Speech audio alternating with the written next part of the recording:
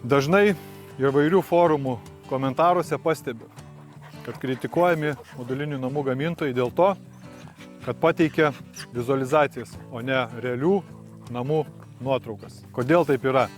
Todėl, kad tokio kiekio namų pastatyti neįmanoma. Todėl kūriamos būsimų namų vizualizacijos, iš kurių galima pasirinkti savo norimą arba jį kažkiek tai keisti. Šiuo atveju taip ir nutiko. Mūsų užsakovė Rasa užsisakė namelį būtent iš mūsų siūlomų vizualizacijų, kurios atitiko jos poreikius 100%.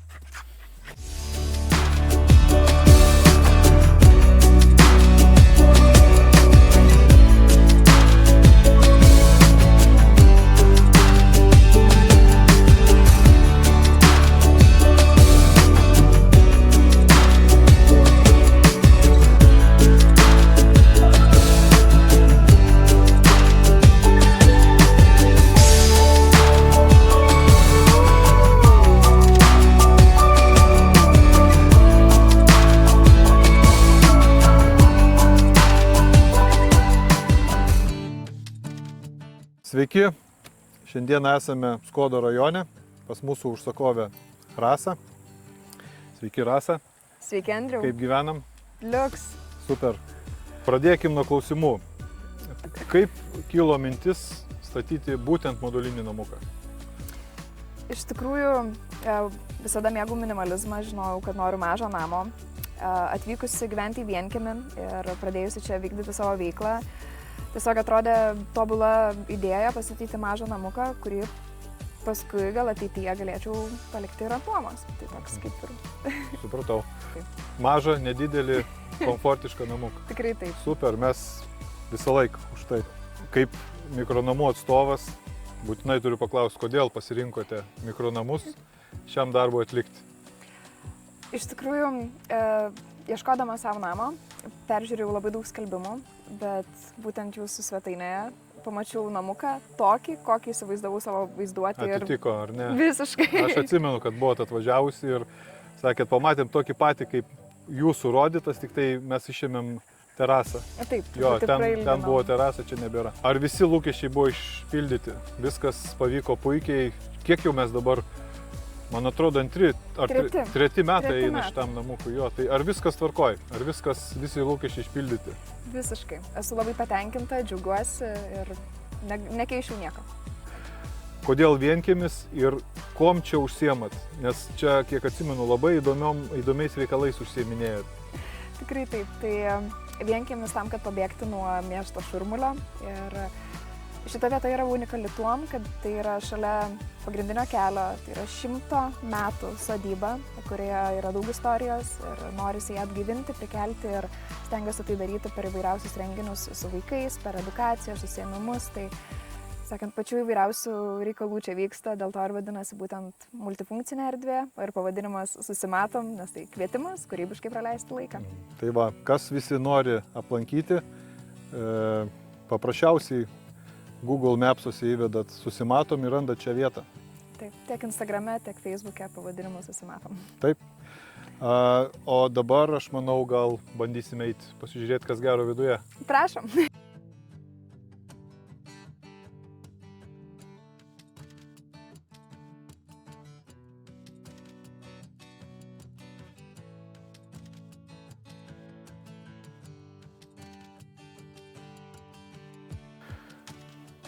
Kaip matau, tėtis Sigitas jau pabaigė, ar ne?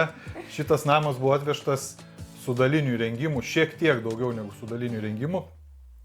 O tėtis Sigitas, kuris yra auksinių rankų savininkas, viską pabaigė. Tai linkėjimai Sigitui. Taip, iš tikrųjų gan ilgai trukom, bet pasidarėm ir tikrai džiaugiuosi, iš tikrųjų labai tobula erdvė, kaip sakau, mažas namas privalumo turi tokį, kad viskas yra ranka pasiekiama, iš tikrųjų nereikia nieko daug ieškoti. Taigi, dailylentės vidus apkalta, gražu. Turim stoglangį, beje, šičia labai įkomponuotas gražiai. Čia yra kas, virtuvė su svetainė. Tai čia yra sujungta virtuvė su svetainė, dar šiek tiek bus pertvarkų, būtent baldų išdėstyme ir visose kitokiose dalykuose, bet laikinai toks išplanavimas tinka. lentyna, super, gerai atrodo. Iš tikrųjų, jie labai smagiai išnaudojama ta 4 metrų aukščio erdvė, kur atrodo toks mažas namas, bet tas pojūtis yra toks erdvus, nes tiek langai, tiek stoglangai suteikia. Aš visą laiką sakau klientams, kurie prašo su dideliu nuolydžiu, iškart spėju, kad sakau, jūsų namas kainuos atvežti brangiau negu su plokštesniu, nes kuo didesnis nuolydis, tuo aukščiau kyla namas. Tai vat, turėtų visi tai įvertinti. Gerai, tai čia graži erdvė, didelis langas, pro kurį matosi tikrai puikūs vaizdai. Gal dabar nerodysim, bet tai tikrai matysis, kai darysim namo apžvalgą iš išorės. Galim keliauti į kitą patalpą. Taip, prašom. Čia turim, dar durų neįdėjom, bet jau turim sanmazgą. Mini dušiuką, mini vonę ir, sakant, visa aparatūra, kas yra reikalinga vandeniu, jo patikimui yra sudėta būtent į patį viršų, taip taupant vietą ir išnaudojant būtent tą aukštą lubas. Bet čia gerai sugalvota. Ta prasme, išnaudotas šitas aukštų lubų privalumas, ar ne? Boileris viršui. Geras, čia jam nebūtų vietos, kur dėtis. Tai va. Kita vertus galima netgi jį slėpti, ar ne, su kažkokiu tai daryti lubų sužeminimą. Tikrai galima pasidaryti lubas. Na ir paskutinis kambarys. Taip, mėgamasis ir vadinamas salionas iš tikrųjų. Tai tokioje erdvėje nenori tenka funkcinių baldų, tai dėl to sofa lova yra pasirinkta. Gali miegoti, gali atsisėsti, tiesiog būti teisingai. Ypač kai daugiau žmonių ateina, jeigu šeima, kokios kalėdas reikia švęsti, tai kaip sakant, nori tos erdvės. Super. Ir televizorius yra. Viskas tvarkoja. Jo.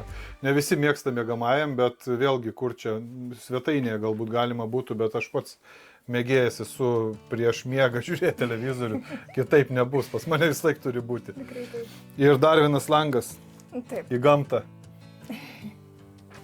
Tai kaip sakant, stengiausi, ieškojau būtent tokio projekto, kurio viename gale būtų langas ir kitame gale būtų langas vien tam, kad vos įėjusi į vidų, tu pažvelgus į abudu šonus jautiesi, tarsi tu iš tikrųjų lauke. Ir duris vėlgi prideda, duris su stiklu irgi prideda iš šviesos ir tą erdvumo jo ir matai vaizdus lauke. Super. Ir kai bruknė parbėga, žinai, kad jinai tenai, o ne kažkas kitas. Bruknė tai šuo. Prancūzų buldogas, rasos šuniukas. Galbūt į kadrą kažkur irgi bus papuolus. Jo, būtinai nufilmuosim. Kaip su Hugu bėgo aplinkui namus. Esame prie mūsų statyto modulinio namelio. Išoriniai matmenys šio namelio yra 9 metrai ant 3,5. Vidaus naudingas plotas 25 kvadratiniai metrai. Namo apdaila tradiciškai fasadinės dažytos dailylentės. Langai plastikiniai, čia turime didelį vitrininį langą, pro kurį matosi tikrai gražus vaizdai. Stogo danga klasikas, skarda, visur vyrauja antracito spalva. Taip pat turime stoglangį ir ventiliacinį kaminėlį.